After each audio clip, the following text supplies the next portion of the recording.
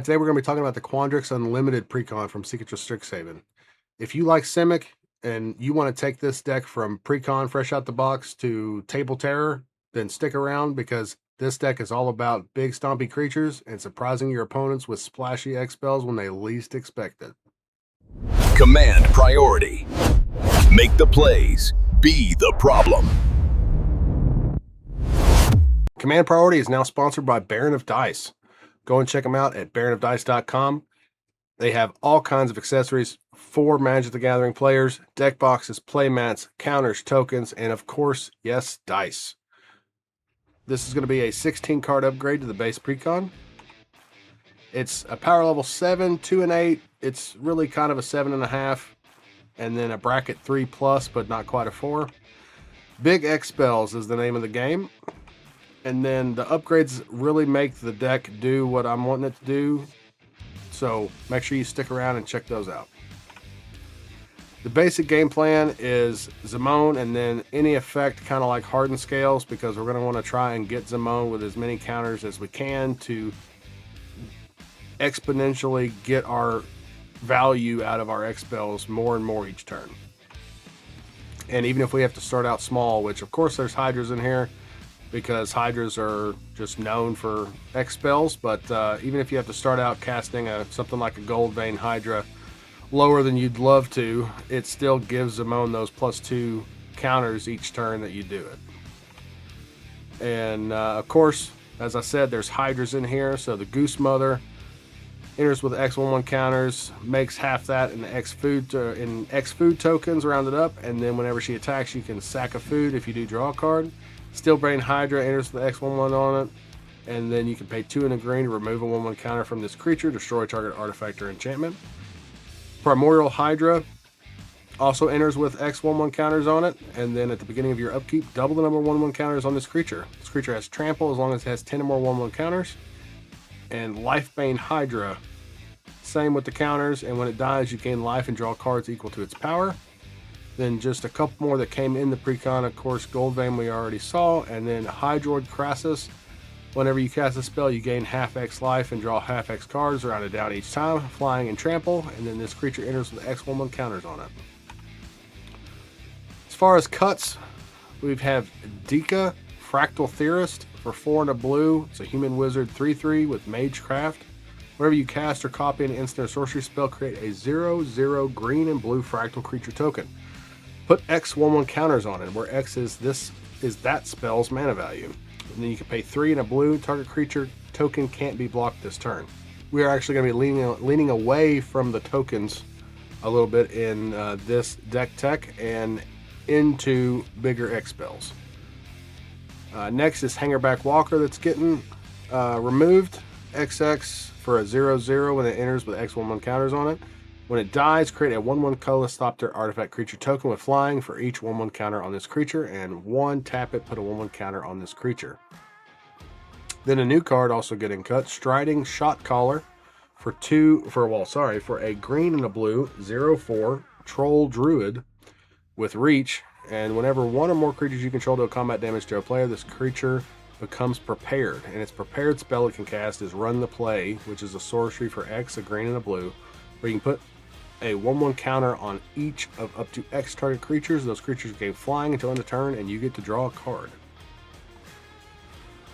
Moving on with more removals, we have Ingenious Prodigy, X and a blue for a human wizard with Skulk. It enters with X11 counters on it, and at the end of your upkeep, if this creature has 1 or more 1/1 counters on it, you may remove a 1/1 counter from it if you do draw a card. And even though Zimone's the commander of the deck, we are removing one of her counterparts here. Zimone, All Questioning. 1, a blue and a green. Beginning of your end step, if a land enters the battlefield under your control this turn, you control a prime number of lands, create Primo the Indivisible, not invisible, a legendary 0/0 green and blue fractal creature token, then put that many 1/1 counters on it. Again, we're moving away from tokens. Quandrix Apprentice for a green and a blue. Whenever you cast or copy an instant or sorcery spell, look at the top 3 cards of your library. You may reveal a land card from among them and put that card into your hand. Put the rest on the bottom of your library in any order. I removed this one because in my play testing, I kept I would trigger him, and then if I didn't hit a land, I would end up getting rid of multiple things that I would have loved to have drawn. So maybe someone with better luck, but I did not care for it. 2 lands got cut, 1 island, 1 forest. Then Mana Bloom for X and a green is an enchantment, enters with X charge counters on it. Remove a charge counter from this enchantment, add 1 mana of any color, but you can activate it only once each turn. At the beginning of your upkeep, if this enchantment has no charge counters on it, return it to its owner's hand. It's not what the deck is wanting to do, in my opinion. Fractal Harness, X, a 2 and a green. Again, this just creates another green and blue fractal creature token, and we're moving away from that. Commander's Insight. You get the target player draws X cards plus an additional card for each time they've cast a commander from the command zone this game. The goal would be not to cast Zamone too many times, and this is a lot of mana, so that got cut. Oversimplify, exile all creatures. Each player creates a 0/0 green and blue fractal creature token. Again, moving away from tokens. Zamone's Hypothesis, put a 1/1 counter on a creature, then choose odd or even, return each creature with power of the chosen quality to its owner hand. 0 is even. We're not wanting to buff 1 and then return, because we're playing X spells creatures, and we don't want to have to pay into that again. Perplexing Test, 3 and 2 blue. You can return all creature tokens to their owner's hand, or return all non-token creatures to their owner's hand. Again, not what we're trying to do. Primal Might, target creature you control gets +X until end of turn. If those were counters, I would think that would be okay if they were lasted and weren't till end of turn, but not what we're trying to do. And then a difficult cut, kind of, because I do like protection, especially for Zamone, but Tyvar's Stand. Target creature you control gets a +X and gains hexproof and indestructible until end of turn. Moving on to the additions, finally, we are actually adding back a Zamone, Paradox Sculptor, 2, a green and a blue. At the beginning of your combat on your turn, put a 1/1 counter on each of up to 2 target creatures you control. And then you can pay a green and a blue and tap it to double the number of each kind of counter on up to 2 target creatures and or artifacts you control. So the idea, we start getting counters on Zamone, cast this, and then when it doesn't have Summoning Sickness, pay 2, tap it, double the counters on our commander. That way we can cast bigger X spells quicker. Branching Evolution is another way of, anytime we're going to put a counter on Zamone, we get twice that many. And of course, it would apply to all of our Hydras as well. Varel of the Wholeclad. Same thing. Double the number of each kind of counter on target artifact, creature, or land. So another way to do like Zamone Paradox Sculptor and double our commander's counters. And then added another Hydra, of course, because it's an X spell. We can get it out early and start being able to get counters on our commander. Then we have the obvious include, which is not a budget include, but still the obvious really good include is the Ozolith. That way, if Zamone does get removed or we lose Hydras, we can dump all those counters onto the Ozolith, and then maybe if it's a Hydra, dump them onto Zamone to get extra value. And yeah.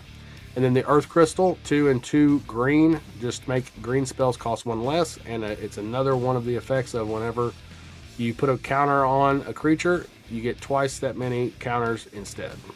And you can also distribute 2 1/1 counters among 1 or 2 creatures you control.